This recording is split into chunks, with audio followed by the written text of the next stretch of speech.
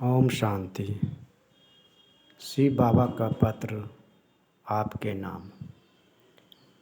प्यारे दोस्त, मुझे तुम्हारी दोस्ती पर नाज है। तुमको भी अवश्य होगा। देखो दोस्त, दो सच्चे दोस्तों का दिल में भावनाएं एक ही होती है। वे समय पर एक दूसरे को मदद करते हैं, एक दूसरे की पसंदगी का भी ख्याल रखते हैं और अपने दिल की सारी बातें एक दूसरे को सुनाते हैं। ठीक है न दोस्त? और सच्चे मित्र का कर्तव्य है कि वह अपने मित्र को अच्छी बातें भी सिखाए। मैं तुम्हारा सच्चा दोस्त हूँ, पर आज अति प्यार से तुमको कुछ शिकायतें भी कर रहा हूँ।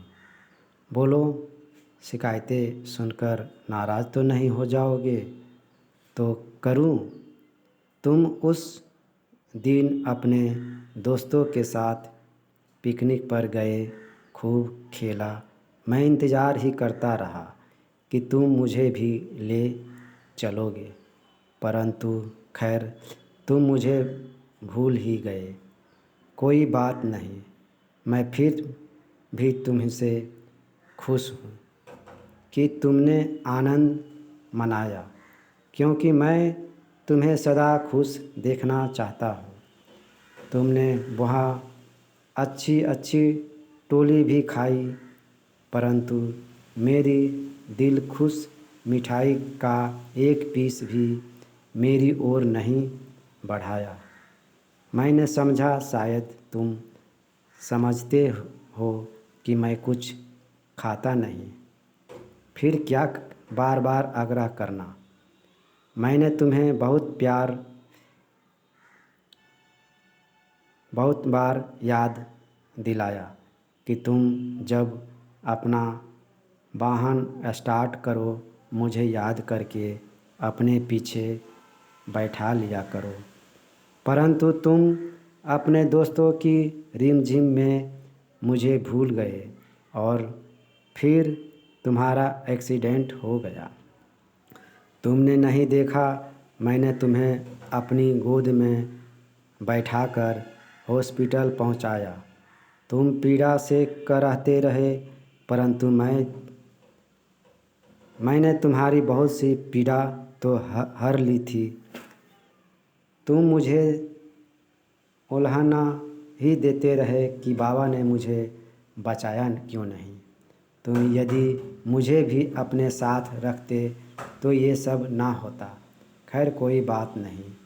तुम याद रखना, जब भी तुम मुझे याद करते हो, मैं तुरंत तुम्हारी सेवा में हाजिर हो जाता हूँ, परंतु तुम मुझे भूलकर दो भुजा बालों की ओर ही निहारते रहते हो।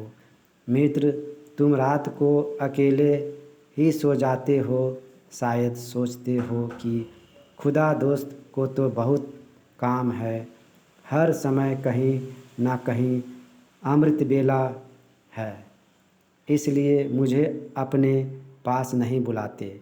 नहीं मित्र, मैं एक ही समय पर अनेक रूप धारण कर सर्व कार्य कर सकता हूँ।